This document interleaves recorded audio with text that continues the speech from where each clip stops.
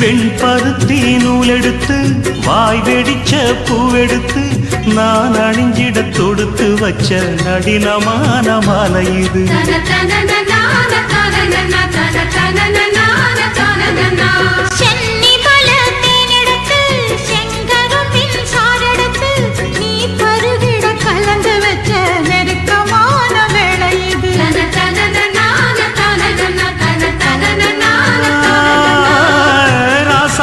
உடம்பிருக்கும் ரவிக்க துணி நானாக அன்னாடம் சூடி கொள்ள ஆசை வச்சாகாதா.